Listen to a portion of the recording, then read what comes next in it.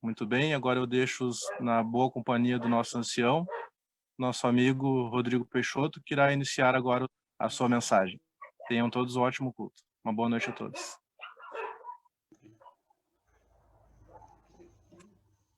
Obrigado aí, Júlio, pelo apoio.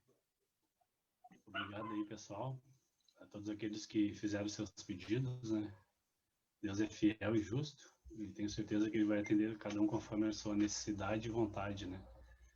Obrigado também ao Natan aí, que vai dar um auxílio para a gente aí. Eu selecionei algumas imagens para a gente discorrer aí o assunto e falar sobre, antes mesmo do verso bíblico, né, em questão da mensagem. Mas o Natan vai me auxiliar ali. E eu agradeço a Deus porque é toda a maldade ali que o Júlio citou, né? Os livramentos ali que o Natan falou ali dos pais, né? Deus, ele é um Deus fiel, né? Que nos protege, né? E nos guarda de todas os intempéries dessa vida, né? E dessa terra, né? Nessa pequena esfera aí que a gente está vendo na imagem ali, que eu chamo de, não eu, né? Mas os astrônomos, né? De poeira cósmica, né? Palco de muitas... É o nosso lar, na verdade, né? O nosso planeta Terra aí, né? Essa bola azul aí, né? Que na verdade acontece no dia a dia muitas coisas na nossa vida, né? E na nossa trajetória de vida até aqui, né? E eu gostaria de ilustrar algumas imagens, né? A respeito da mesma, né? E discorrer depois um pouquinho do universo, né? Mas um pouquinho falar um pouquinho sobre esse cenário aí dessa Terra onde a gente vive, né? Onde muitas coisas acontecem, maldade, alegria, conversões, atrocidades, né? Sentimentos diversos, né? Poderia adjetivar aqui um monte de coisas, né? Mas você mesmo já viveu elas e você já sabe, né? Então a gente vive nesse planeta aí, onde eu costumo chamar de espaçonave Terra, né? A gente flutua no universo ali através dessa pequena bola, né? Que gira 30 km por segundo, cerca de 1.700 km por hora, né? E peço para o Natan rodar outra imagem ali. Antes de a gente entrar no verso, eu queria... a mensagem dessa noite é a luz que nos atrai, né? E eu gostaria de falar um pouquinho sobre o universo, né? Até mesmo para a gente entrar, porque é palco da mensagem dessa noite. Pode rodar ali a outra imagem, Natan. E a gente vê aqui o nosso sistema solar, né? O Sol como centro do universo, né? Pode deixar ali, Natan.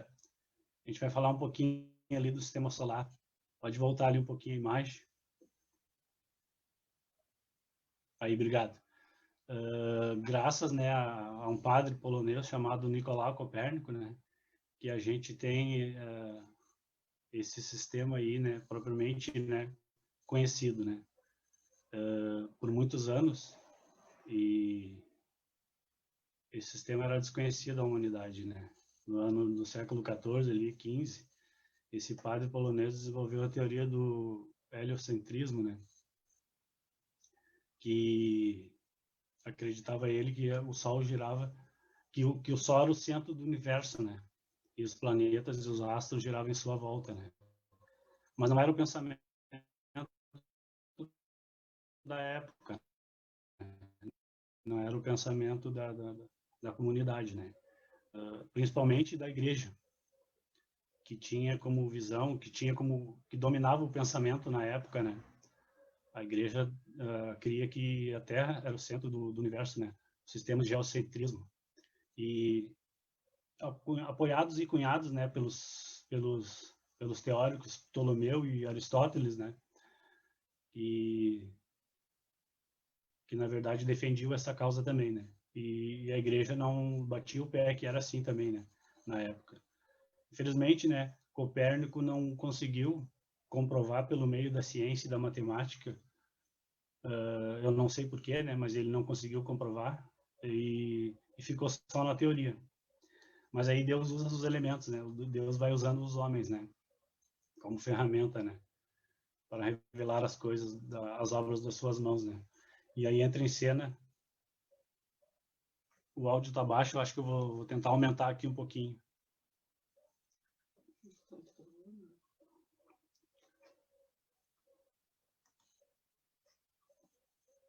Deu uma melhorada? E aí entra em cena um sujeito chamado Tycho Brahe, um astrônomo dinamarquês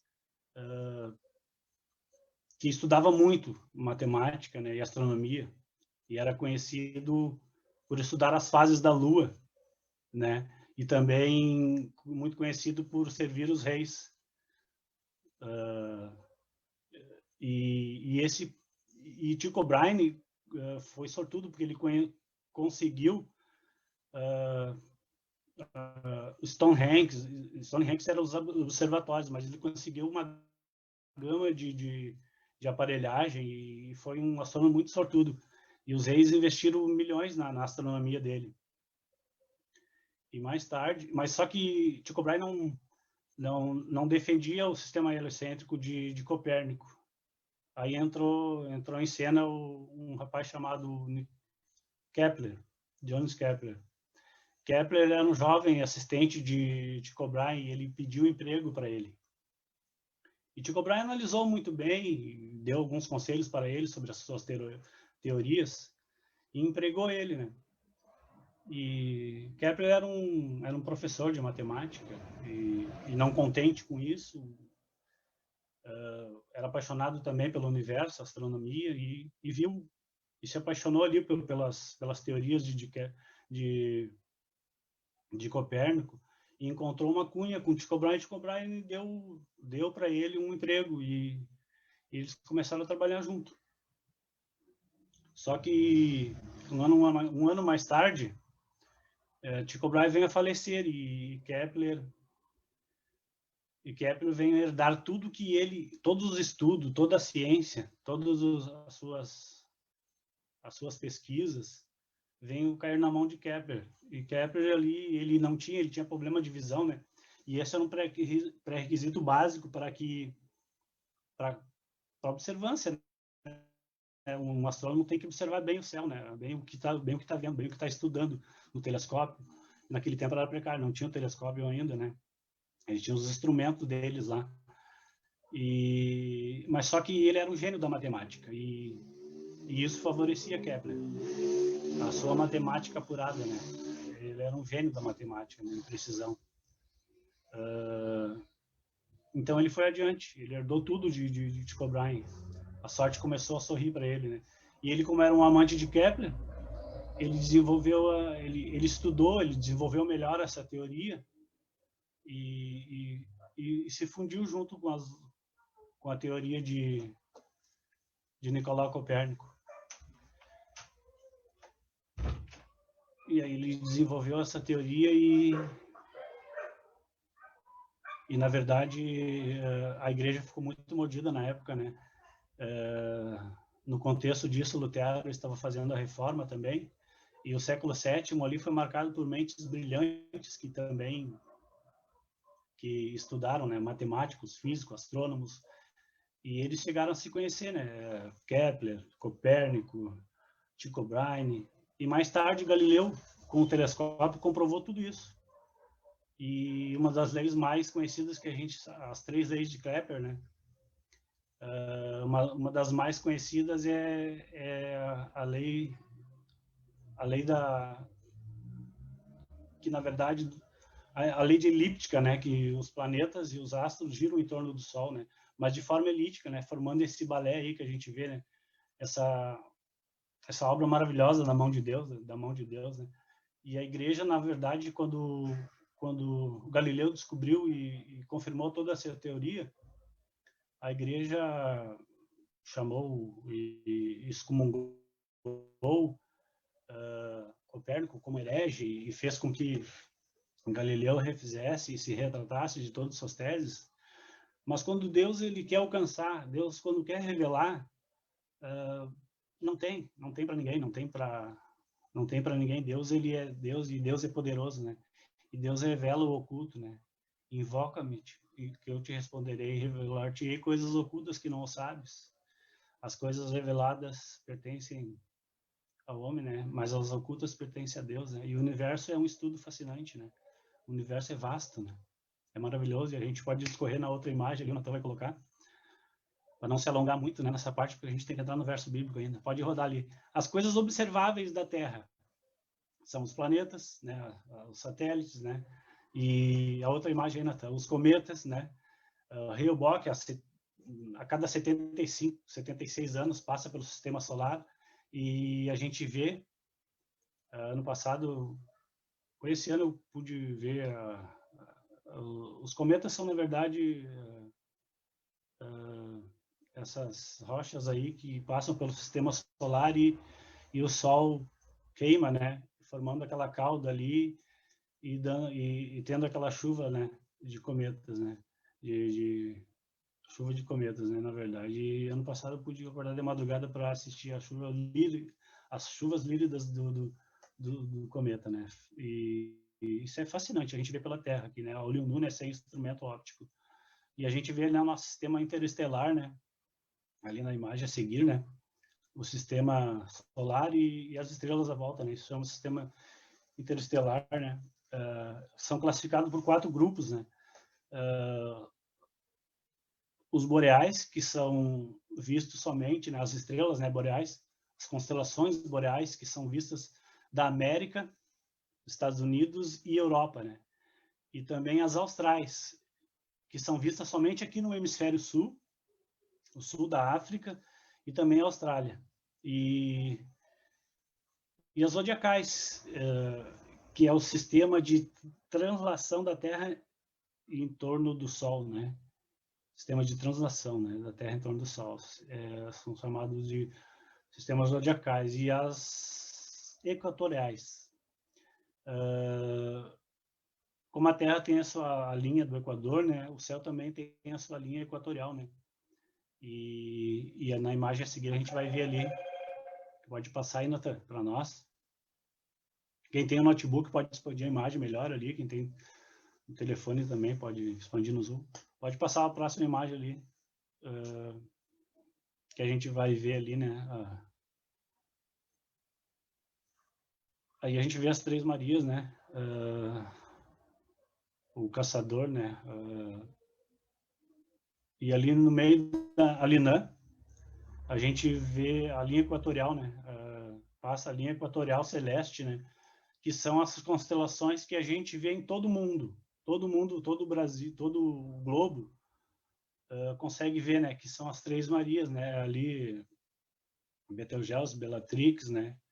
Rigel e Sarpel, né? E ali no meio as Três Marias, né? Intacta na Alinã. E a linha do Equador Celeste passa bem no meio, né? Então ela é vista em todo o Brasil, né? E chama-se o Caçador, né? Órion, né? Essa é a constelação de Órion, a famosa constelação de Órion. Vista a olho nu, né? Todos os dias a gente pode ver ela, né? Pode passar a próxima imagem ali, Nathan?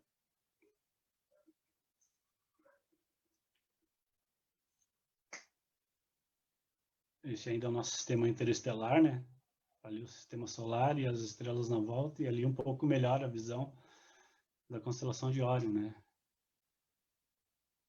E adiante, Nathan, vamos lá. Vamos passando aí para a gente ganhar tempo. Essas são as constelações austrais, né, na verdade, né? São vistas pelo hemisfério norte, hemisfério sul, né? Todo o hemisfério sul aqui, Brasil, Argentina, Uruguai, né? O nosso hemisfério sul aqui pode ver, né?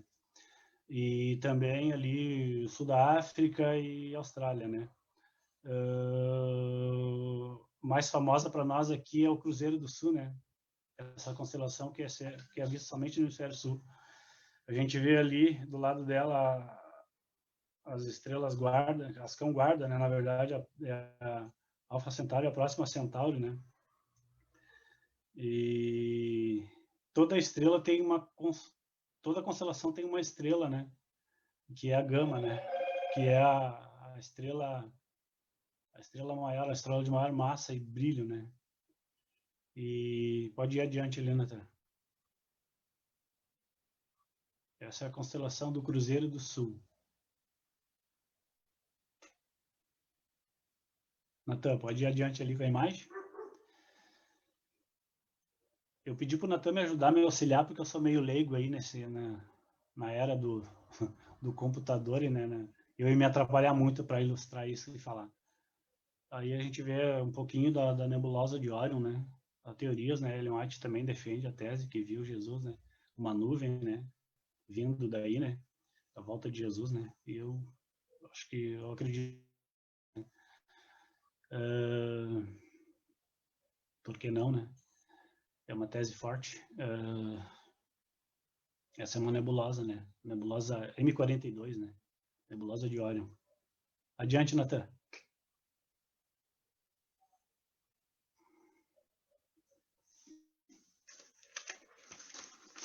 E aí a nossa Via Láctea, né? Que a gente consegue ver um pouquinho a olho nu, né? Dependendo do lugar onde a gente está, né? E sem instrumento óptico, né? Mas isso possivelmente é visto lá no deserto do Atacama, onde é bem escuro, né? E a gente vê uma faixa ali, um braço da Via Láctea, né? Que maravilha, né? A nossa galáxia, né? E a gente vai ver na outra imagem ali, vai passando ali, que a Via Láctea, na verdade, ela imagina-se que ela é do jeito que a gente vai ver depois, né? Esse é só um braço do aspiral dela, né? E a gente está situado num dos braços da Via Láctea, né? Nosso sistema solar, né? Pode passar, rasgar outra imagem ali para nós, abrir outra imagem, né? Que a gente vai ver ela ali inteira, né? Ali é a nossa Via Láctea, né? E a gente está vendo aquele pontinho amarelo ali é o nosso sistema solar, né? A gente está situado no braço da Via Láctea, né? Isso se imagina. Os cientistas, os astrônomos, né, eles não conseguem fotografar a Via Láctea de cima, mas se imagina que ela seja assim, né? Se imagina que ela seja assim, né? E a gente está situado justamente ali no braço dela, né? Então, eu gostaria que você pensasse, né, na imensidão, né, disso, né? E a gente vai ver algumas unidades de luz agora, né? Pode passar adiante ali, Natan.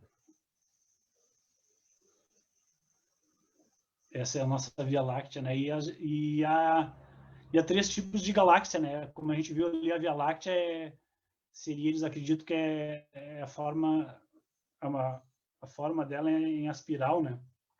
Diferente de outras galáxias, né? Há três tipos de galáxia, melhor dizendo, né? A espiral, né? A elíptica e a borrada, né? Então, a nossa Via Láctea, o cientista crê que seja da forma espiral, né? Então, o mundo científico acredita desta maneira, né? Vamos lá, adiante. Eu não sou um expert, eu não faço nem faculdade disso, mas a luz que me atrai é as estrelas, né? A beleza da criação de Deus, né? É o que eu te chamo a atenção, o que tem te atraído, na verdade, nessa poeira cósmica na qual você vive, né? E nesse contexto de vida, o que tem te atraído ao Salvador? Eu tenho me encantado pelo universo, né? Eu comecei a estudar o universo esse ano, né? Aí, de curioso, né? Um amigo meu me fez esse pedido antes de morrer.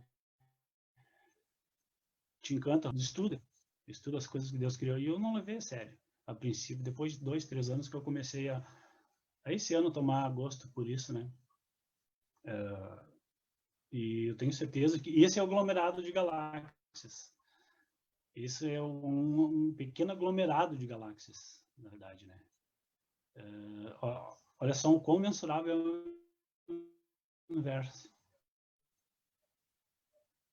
Estima-se que a Via Láctea tenha 100 mil anos, não, 100 anos de 100 anos de anos-luz, na verdade, né? Sabemos que a velocidade da luz é 300 km por segundo e um ano-luz corresponde a 10 trilhões de quilômetros. O diâmetro da Via Láctea tem cerca de 100 anos-luz. Então, imagina, calcula isso. 100 vezes 10 trilhões. E um ano, não, 10, 100 o diâmetro, e um ano-luz a espessura. Isso é muito grande, gente. A gente está falando só da Via Láctea. Vamos adiante ali.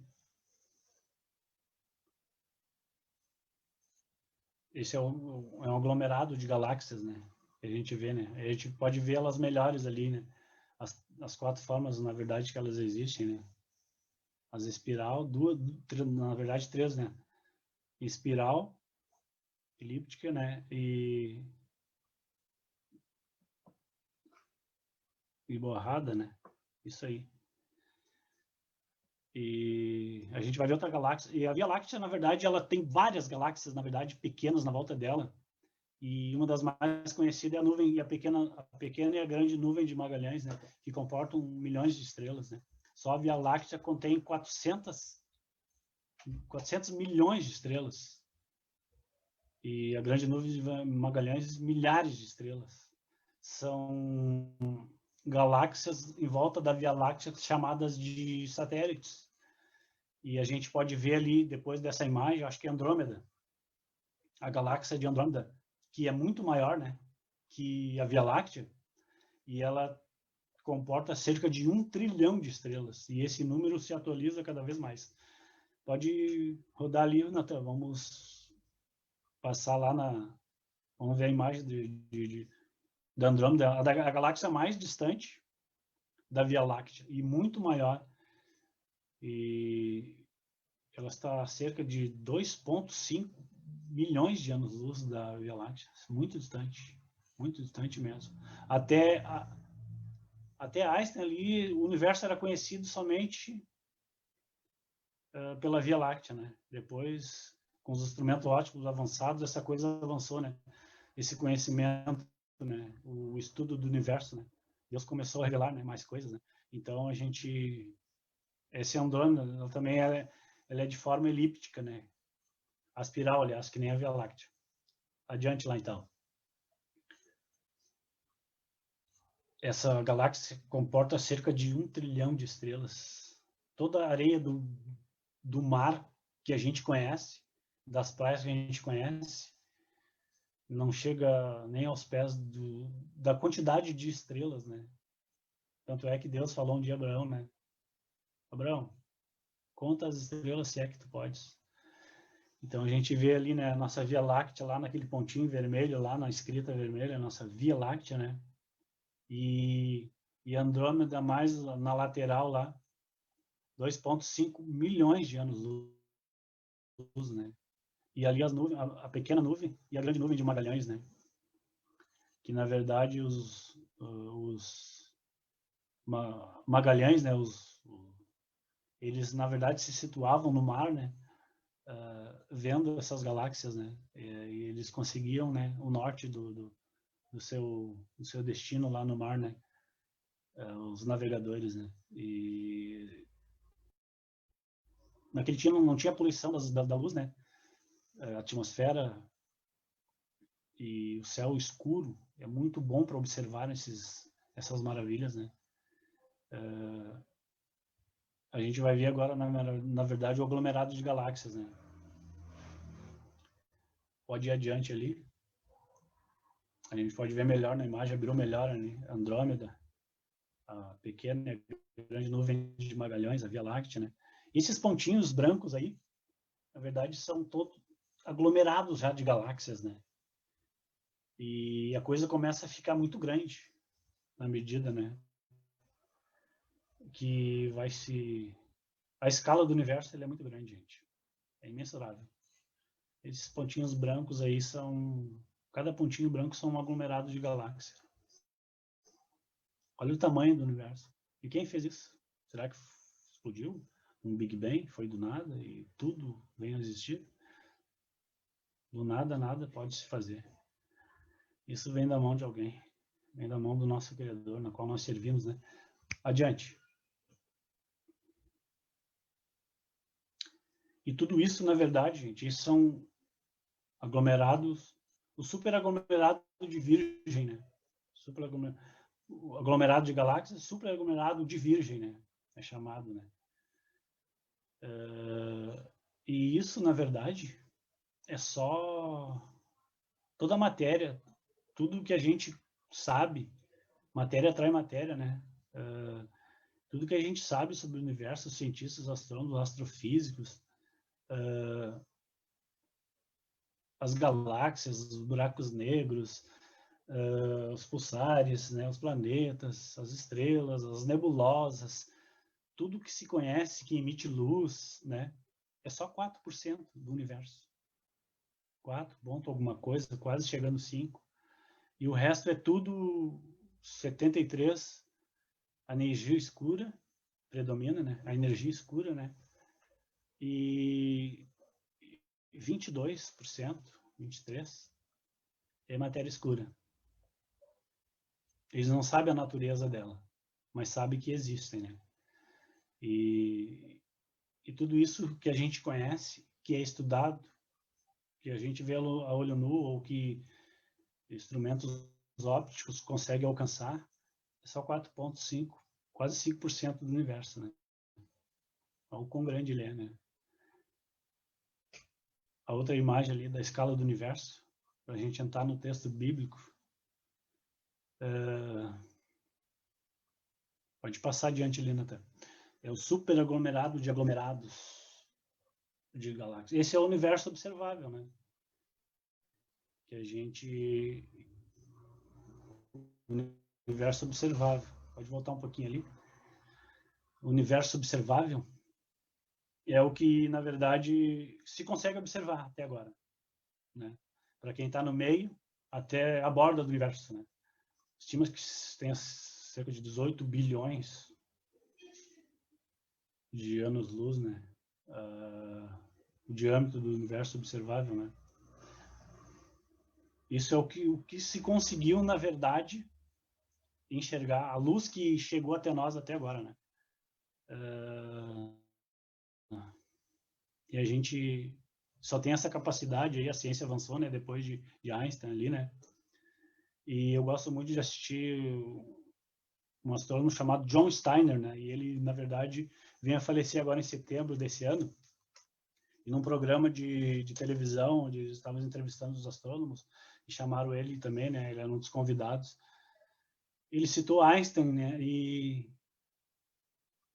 a entrevistadora foi muito oportuna e perguntou para ele, já que você citou Einstein nessa sua cosmologia aí, você citou a cosmologia de Einstein, já que você citou ele, nessas observações, nesses estudos que o senhor fez do universo, o senhor conseguiu enxergar, o senhor conseguiu conhecer ou enxergar Deus?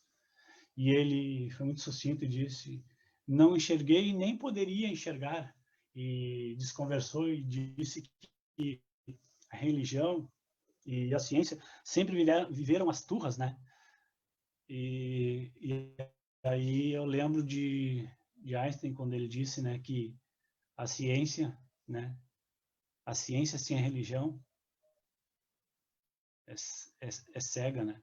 E a religião sem a ciência é manca, né? Ou vice-versa. E na verdade a gente vive nessa poeira cósmica, né? Sabendo que Deus criou tudo isso, que é imensurável para o nosso entendimento, né? E Ellen White diz que nossa vida será um estudo do universo, né? Nós passaremos a eternidade, né? Estudando, né? Coisas que eles investem bilhões para descobrir, né? E se até agora ninguém sabe o que é a matéria escura e a energia escura, eles sabem que a energia escura interage, né? Os buracos negros existem, não conseguem ver, mas eles existem porque eles interagem na sua vizinhança, né? É só isso que eles conseguem dizer, né? Eles não conseguem enxergar, né? E a matéria e a energia escura também não conseguem explicar na sua natureza, né? Se Deus não revelou, as coisas encobertas pertencem a ele, né? E as reveladas pertencem ao homem, aquilo que ele quer revelar. Se ele revelou lá para Kepler, se ele revelou ali para Nicolau, se ele usou esses homens aí para mostrar como funciona o sistema solar, né? A dança elíptica ali dos planetas em volta da massa do Sol, né? Isso é fantástico. Ele revela aquilo que ele quer, né? E as coisas que estão encobertas, um dia o homem vai conhecer. Um dia vai conhecer. E esse é o meu desejo, conhecer, né? Eu também tenho certeza que esse é o teu. Mas graças aos instrumentos ópticos, né, dos telescópios é que essas maravilhas têm sido, né, têm chegado até nós, né? Pode passar outra imagem ali, graças a um telescópio chamado Hubble, né? O telescópio Hubble. Esse é a escala do universo observável, né? E a gente passou pela Terra ali, o sistema interestelar, sistema solar, né, Via Láctea, aglomerado de galáxias, superaglomerado de galáxias, superaglomerado do superaglomerado e o universo observável, né? E tudo isso graças aos telescópios, né, que são lançados no espaço, né? Um deles é o telescópio Hubble, né, que foi lançado em 1990, cerca de 30 anos ele está aí em órbita da Terra, né? Cerca de 500 mil quilômetros, né, de distância, né? E ele conseguiu captar imagens fantásticas, né? O olho de Deus, classificado por muitas as nebulosas que eles classificaram, né? Os pilares da criação, nebulosas fantásticas, né? A nebulosa de Órion, vários tipos de nebulosa, né? Eta Carinae e muitas outras constelações e exoplanetas, né? Então a gente pode ver ali a imagem do Hubble, né? Que os telescópios recebem o nome do cientista, né? Em homenagem a ele, né? Pode colocar ali adiante a outra imagem. Eu prometo que é só mais duas e eu vou entrar no verso bíblico. E não vai ser muito longo, tá, gente? O telescópio Hubble, né? Que ele consegue captar a luz visível, um pouquinho do ultravioleta e um pouquinho do infravermelho, né? Mas agora a ciência, a comunidade científica, está esperando esse outro telescópio aí. Vamos adiantar ali. Qual outro telescópio? É o James Webb. Em homenagem... Adianta ali para nós a imagem. O James Webb, né? Que já está sendo esperado há cerca de 3 anos pela comunidade científica, né? E eles não admitem mais, assim, atraso nessa questão do lançamento do James Webb, né? Então, ele tem... Eu até anotei aqui um espelho primário de... Ele é muito maior que o Webb, que o Hubble. Ele mede cerca de 6,5 metros de diâmetro, né? E ele vai ficar 3 vezes mais distante do que o Hubble, né? 1 milhão e 1.500 quilômetros de distância, né? Para fazer manutenção nesse telescópio aí, eles acreditam que não vai ser fácil, porque é uma engenharia e é bilhões de dólares sendo investido nisso. E a comunidade científica, né, os astrônomos, eles não economizam. Esse, na verdade, é o telescópio mais esperado por eles. Eu imagino que Kepler, Copérnico, Tycho Brahe, Galileu Galilei e outros astrônomos aí famosos gostariam de estar vivendo essa época, né? Já do Hubble, né? Assim como os discípulos, assim como os pregadores, assim como os profetas que aguardavam Jesus, né, na sua época, né? Gostariam de estar vivendo esse tempo que a gente vive hoje, porque não sabemos o dia, não sabemos a hora, mas sabemos que está iminente sua volta.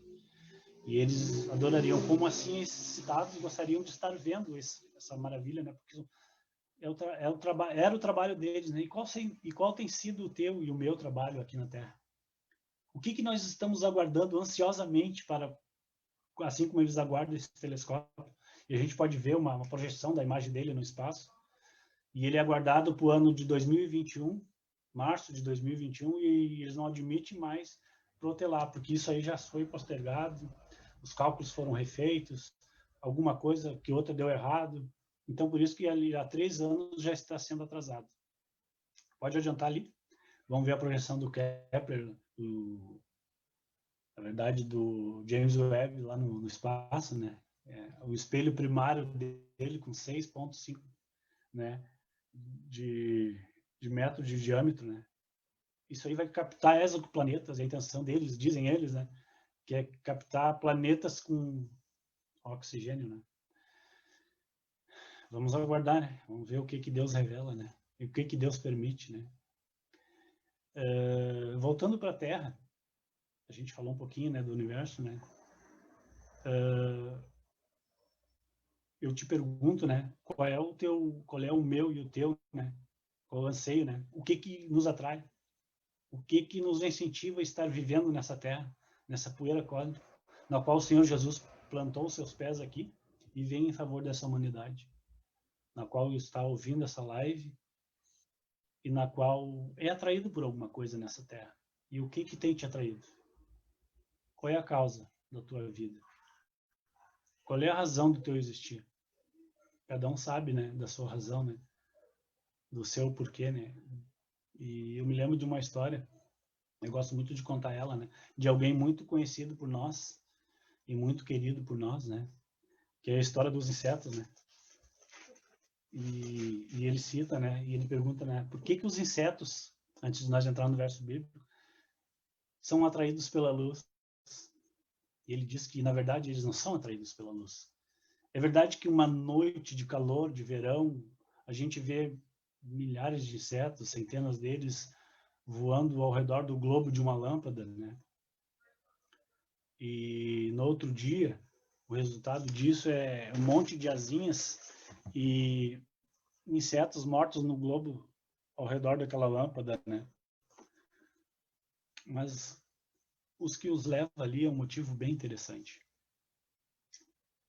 A eletricidade é algo novo na história da humanidade. Por milênios, nós tivemos que conviver à luz de candeeiros e velas, né? Que iluminavam muito pouco, mas muito pouco em relação aos dias de hoje, né? Durante aquele tempo, os insetos parece que aprenderam, né, a voar de noite, né, orientados sobre a luz natural da lua, né? Eles voavam por cima das árvores, mantendo um ponto fixo de localização que era a lua. Isso permitia que eles, né, traçassem a sua rota, né, a sua linha de movimento, né? Porém, com a vinda da eletricidade, da luminosidade, aquela luz dentro do alpendre da sua casa se tornou mais forte que a luz da lua.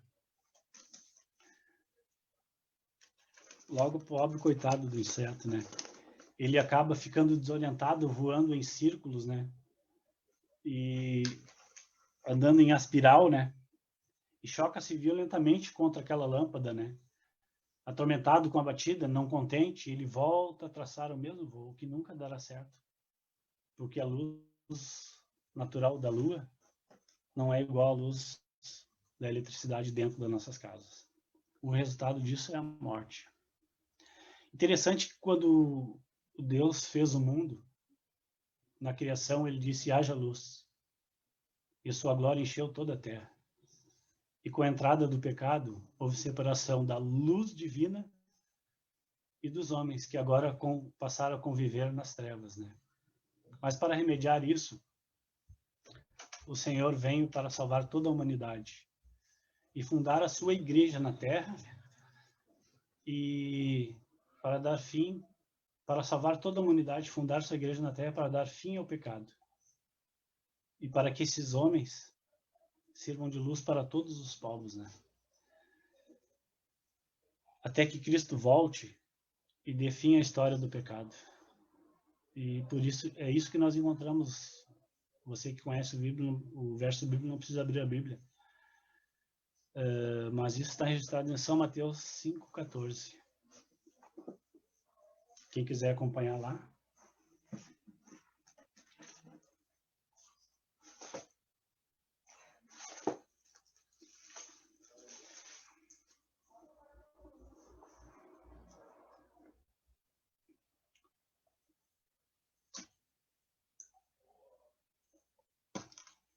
Vós sois a luz do mundo. Não se pode esconder uma cidade edificada sobre um monte, nem se acende uma candeia para colocá-la debaixo do alqueire. Você consegue entender a dimensão do que Jesus disse aqui? Que nós, como poeira cósmica desse universo vasto e imenso, somos a luz desse mundo. E isso soa para mim como uma grande responsabilidade de levar esse evangelho, de atrair pessoas. O que tem te atraído? O que tem me atraído? Essa é a pergunta que eu faço e que você deve se fazer essa noite. O Salvador atraiu pessoas e por causa de mim e de você, ele pisou nessa terra. E ele disse que você é a luz do mundo. Você é o sal da terra. Não, e ele vai mais adiante dizendo, não se pode colocar uma cidade edificada sobre o monte e nem colocar uma candeia debaixo do alqueire, e nem se acende uma candeia para colocá-la debaixo do alqueire, mas no velador, para que ilumine todos que estão na casa. O alqueire, imagino que seria um vaso que a gente coloca ali em cima da mesa. E o velador serviria para iluminar toda a casa e dar luz para todas as pessoas que morassem ali dentro, através da luz espiritual que Jesus disse que você é. E a minha primeira e a sua primeira missão deve ser o seu lar, para que você crie condições para que Deus possa te salvar. A sua primeira atmosfera, a sua primeira missão de cristão aqui na Terra é o seu lar, é o seu lar. E interessante que para a gente ser luz, a gente tem que dar bom exemplo. E Paulo fala a Timóteo, né, que, Timóteo, desde a infância tu sabe a Sagradas Letras para te salvar, para te tornar-te sábio na salvação em Cristo Jesus, né? Isso está registrado em 2 Timóteo 3, 15, 16, 17, né? Por ocasião do tempo nós vamos, quem quiser procurar, mas eu cito aqui, né?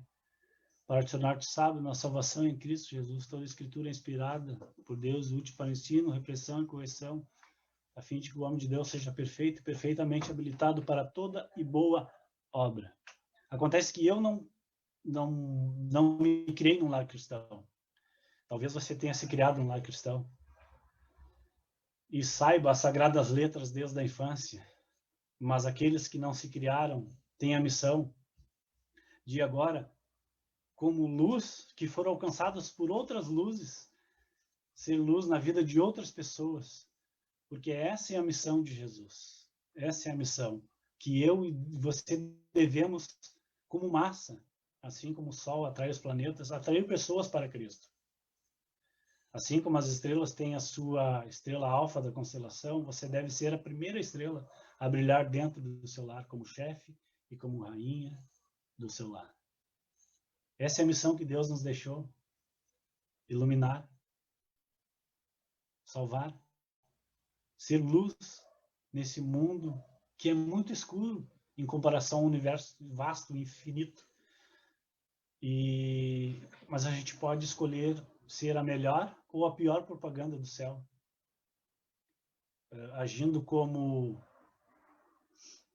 as lâmpadas, a eletricidade das lâmpadas nas nossas casas, fazendo com que pessoas se desviem e se percam.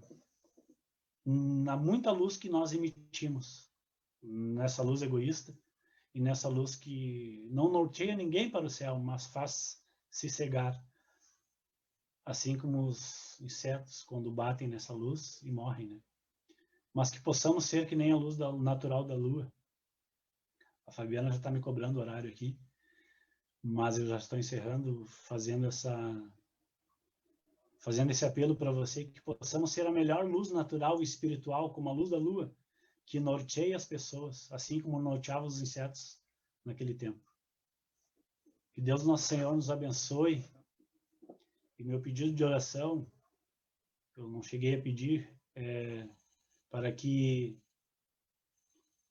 o pastor Milton fez um pedido, né? A nossa liberdade religiosa está em pauta, está em questão nos parlamentos, do STJ, né, do STF, e que Deus possa estar lá nessas sessões, através dos anjos nos defendendo, né, para continuarmos tendo nossa liberdade religiosa, conforme a vontade de Deus.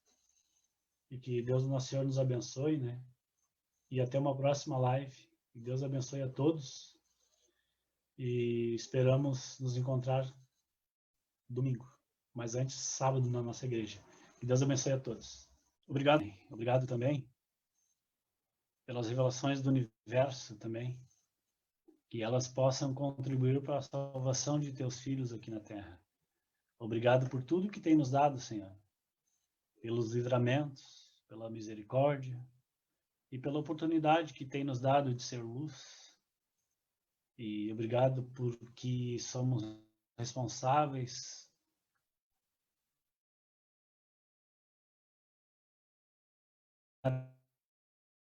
dessa luz, que possamos ser, porque matéria atrai matéria, e que possamos atrair pessoas para o teu reino, como luzes espirituais aqui nessa terra.